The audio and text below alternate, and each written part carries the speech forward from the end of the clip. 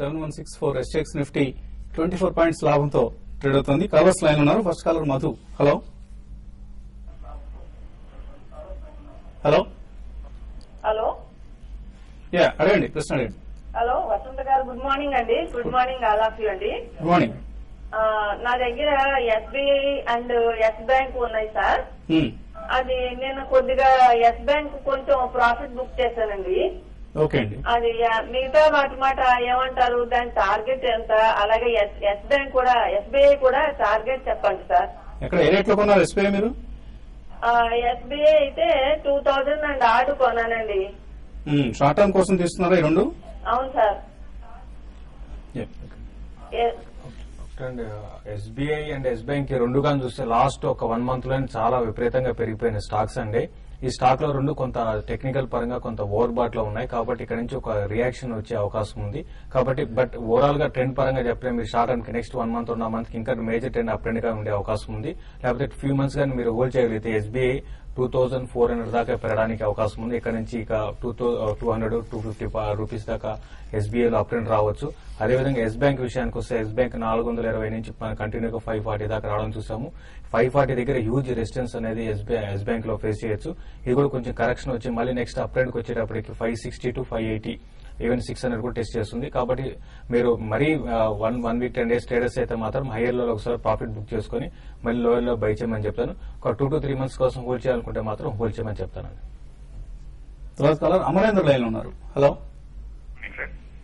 అడగండి Amarendra. Sir BHEL 210 లో ఉన్నాయి సార్. 1 year బ్యాక్ నుంచి హోల్డ్ లో ఉన్నాయి. తర్వాత సేల్ కూడా 90 లో ఉన్నాయి సార్. సరే మీరు ఈ 16th రోజు ఎగ్జిట్ కామంటారా లేకపోతే కొద్దిసేపు అంటే కొన్ని రోజులు వెయిట్ చేయమంటారా BHEL లో? ఆఫ్టర్ లాంగ్ టైం BHEL లో మొమెంటం చూసామండి. ఏదైతే కనుక లాస్ట్ టైం రిజల్ట్ వచ్చిందో రిజల్ట్ తర్వాత స్టాక్ కరెక్ట్ అయ్యి అనమాట. 180-190 లెవెల్స్ దగ్గర నుంచి 170 కిందకి వెళ్ళలేదు. అక్కడి నుంచి ఫ్రెష్ అప్ ట్రెండ్ ఏదైతే స్టార్ట్ అయిందో నిన్న మనం చూసాం అట్ వన్ స్టేజ్ 13-14% కూడా స్టాక్ పెరగడం అనమాట. నేను అనుకుంటాం 200 న్యూ బేస్ ఫామ్ అవ్వచ్చండి. If at all new base 200 support level కనుక సస్టైన్ అయితే కనుక స్టాక్ 260-270 వరకు నెక్స్ట్ 3 months లోనే వెళ్లే పాసిబిలిటీ ఉంది. ఎందుకంటే క్యాపిటల్ గుడ్ సెక్టార్ లో ఆర్డర్ బుక్ పొజిషన్స్ ఇంప్రూవ్ అవుతున్నాయి. One of the biggest beneficiary BHEL అవుతుంది. ఈవెన్ కొత్త గవర్నమెంట్ వచ్చి పవర్ సెక్టార్ ని గనక కాస్త ఈజ్ చేస్తే గనక ఆర్డర్ బుక్ అన్ని కూడా ఈ పవర్ ఎక్విప్మెంట్ కంపెనీస్ కి వస్తాయి. కాబట్టి డెఫినెట్లీ హోల్డ్ చేయమంటాను. మీరు తొందరపడి అమ్మద్దు. సంవత్సరం నుంచి వెయిట్ చేశారు. You can get even 30-40% returns from current level అండి. సేల్ కూడా యాజ్ ఆఫ్ నౌ అయితే కనుక PSU ETF లో ఉందన్నమాట. బట్ ఓవరాల్ స్టీల్ ఇండస్ట్రీలో ప్రైజెస్ తగ్గుతున్నాయి లాస్ట్ 1 month లో అనమాట. బట్ మొమెంటం ఉండబట్టి టాటా స్టీల్ అండ్ సేల్ మాత్రం స్ట్రెంత్ చూపిస్తున్నాయి. అబౌవ్ 70 సస్టైన్ అంతకాలం స్టాక్ అయితే బాగానే ఉంటుంది. మీరు లాంగ్ టర్మ్ ఇన్వెస్టర్ లా కనిపిస్తున్నారు కాబట్టి హోల్డ్ చేయమంట మీ ప్రైస్ వస్తుందండి. నవీన్ బెంగళూరు నుంచి. హలో నమస్తే సార్. నమస్తే అడగండి. నాకు ఆల్మోస్ట్ 1000 స్టాక్స్ ఉండే sir Educomp at 88 rupees. So struck అయిపోయాను మనీ అంత దాదాపు 1 year నుంచి. సో ఏం చేయమంటారు? ఎడ్యుకామ్ ఏదైనా ర్యాలీలో పార్టిసిపేట్ చేస్తుందా? పార్టిసిపేట్ అయ్యే పాసిబిలిటీ అయితే కనపట్లేదండి. అయిపోయింది. బెస్ట్ ఆఫ్ ది డేస్ దాని అయిపోయింది అనమాట. దానికంటే బెటర్ స్టాక్ చూస్ చేసుకోవాలండి. ఎప్పుడైనా కనుక మధ్యలో ఇలాంటి స్టాక్స్ ఎప్పుడు స్టక్ అయితే కనుక టెంకే చూస్తాం మనం కూర్చుంటే కనుక ఆపర్చునిటీ లాస్ ఎక్కువ ఉంటుందండి. ఎందుకంటే మీరు వేరే డీసెంట్ స్టాక్ లో షిఫ్ట్ అయినా కూడా you could covered your losses to some extent అనమాట. యాజ్ ఆఫ్ నవ్ అయితే మాత్రం పెద్ద రిలీఫ్ ర్యాలీ అందులో కనపట్లేదండి. ఎనీ రిలీఫ్ ర్యాలీ వస్తే అమ్మటానికే వాడుకోవాలి. ఫ్రెష్ వేరే కంపెనీస్ లో ఇన్వెస్ట్ చేసి మీ లాస్ ని పోడ్చుకోండి. ఎందుకంటే అదర్ ఆపర్చునిటీస్ చాలా ఉన్నాయి మార్కెట్ లో. ఎడ్యు కంపెనీ చూస్తూ కుటుంబాలు చెప్పినట్లు దాన్నే చూస్తూ కూర్చోవడం అనేది కరెక్ట్ పద్ధతి కాదు. అలాగే ఈమెయిల్ సందేహాలు కూడా ఉన్నాయి. గ్రంథి లక్ష్మి, వీడియోకాన్ కరెంట్ ప్రైస్ లో బై చేయొచ్చా, హోల్డ్ చేయొచ్చా లాంగ్ టర్మ్ కోసం? హోల్డ్ చేయమంటారండి లాంగ్ టర్మ్ లో అనమాట. ఎవ్రీ డిక్లైన్ లో కూడా బై చేయమంటే, ఎందుకంటే ఇలా ఓవర్సీస్ ఆయిల్ ఎసెట్స్ ఏవైతే ఉన్నాయో వాటి నుంచి వాల్యూ అన్లాక్ చేస్తారని చెప్పేసి అంటున్నారు నెక్స్ట్ 6 months లో. ఈ ఫిట్ ఆల్ అదంటూ అయితే కనుక స్టాక్ సర్ప్రైజింగ్లీ 50% కరెంట్ లెవెల్స్ దగ్గర నుంచి పెరిగే పాసిబిలిటీ ఉంది.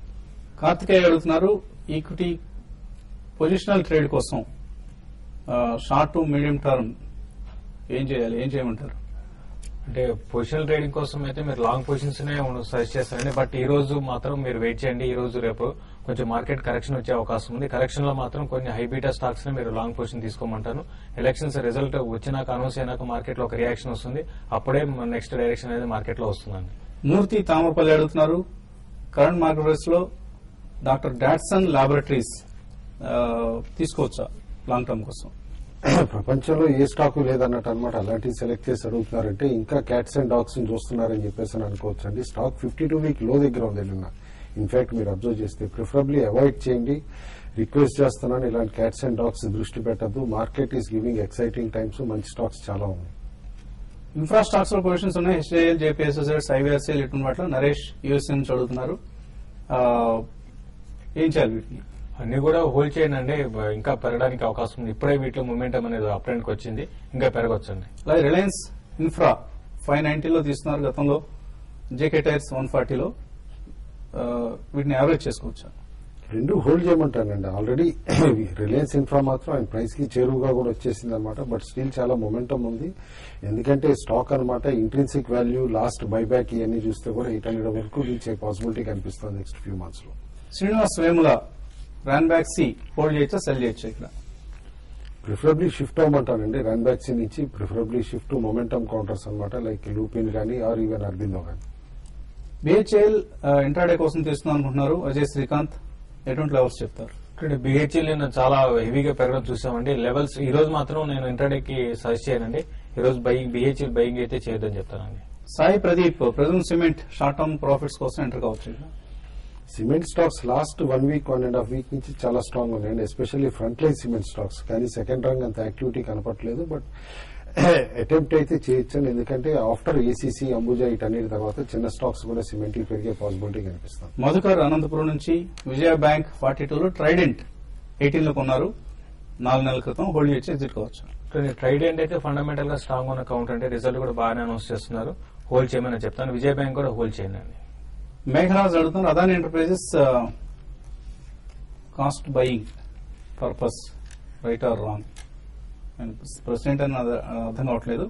Adani enterprises president purely on the back of Modi wave అండి. ఎందుకంటే గౌతమ్ అదాని క్లోజ్ అని చెప్పి స్టాక్ 140% పెరిగింది మీరు చూస్తే లాస్ట్ 2.5 months లో అనమాట. కాబట్టి ఇక్కడ హై రిస్క్ జోన్ లో ఉంది. 475 లెవెల్స్ ఏదైతే ఉందో చాలా అప్రమత్తంగా ఉండాల్సిన time. Dinesh Reddy PTC India కొన్నారు 72 రూపాయలు, షార్ట్ టర్మ్ కోసం హోల్డ్ చేయొచ్చా? మేజర్ మూవ్ అయితే కరెంట్ లెవెల్స్ లో ఎక్స్పెక్ట్ చేయట్లేదండి పీటీసీ ఇండియాలో. బట్ పిఎస్యూ స్టాక్ కాబట్టి హోల్డ్ చేయమంటారు. ఇది వాటి బిజినెస్ బ్రేక్ఫాస్ట్ షో. రేపు పొద్దున 8:30 మళ్ళీ కలుద్దాం బిజినెస్ బ్రేక్ఫాస్ట్ షోలో.